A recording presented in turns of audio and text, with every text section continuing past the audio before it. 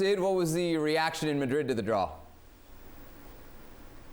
Well, the reaction was that Real Madrid had been unlucky, but that Liverpool had been even more unlucky. That Real Madrid, having won the group, would have expected to get someone slightly easier. But of course, at the fundamentals, as we saw last year when Real Madrid shouldn't have been favourites against PSG, against Chelsea, against Man City and against Liverpool, and somehow found a way through. So the reaction has really focused on that.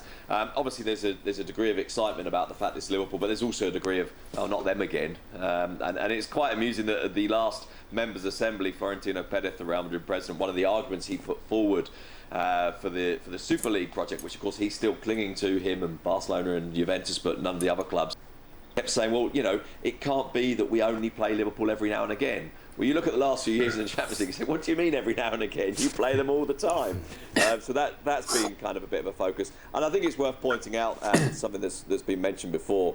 We are 3 months plus a World Cup away from these ties. These teams could look very, very different by then. Not just in the Champions League, but in the Europa League as well, of course.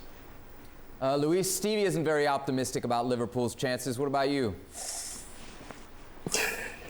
I mean, as optimistic I can be. I mean, the moment there's one team that I don't want to face, and it's Real Madrid.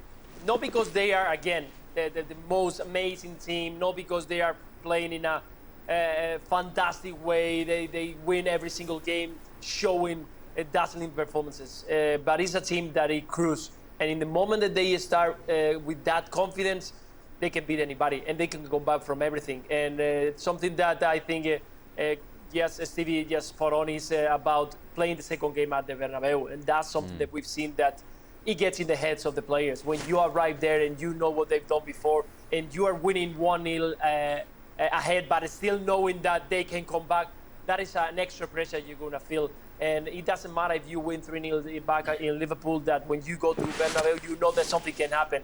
And that's an extra pressure that you don't want for your players. So, again, anything can happen. I think both teams can win this tie, but definitely Real Madrid, when it gets to the Champions League, they are always favourite. It doesn't matter against who they play. It just so happened all those ties last year, second leg was at the Bernabeu. Chelsea, who, by the way, Real Madrid were absolutely brilliant in London. That was one of the times where the first leg they were excellent, but it was Bernabeu in the second leg. It wasn't as good, but they got through. PSG, again, horrendous, then back to the Bernabeu. And Man City, the same, so it doesn't bode well for Liverpool, unless it's the Liverpool that turned up against Man City, which we haven't seen a lot this year, but as Sid mentioned, my God, it's 3 months away, so who knows? Yep. Well, thank you very much for watching ESPN on YouTube. For more sports highlights and analysis, be sure to download the ESPN app. And for live streaming, premium content, and let's not forget as well, ESPN FC 7 days a week. Subscribe to ESPN Plus.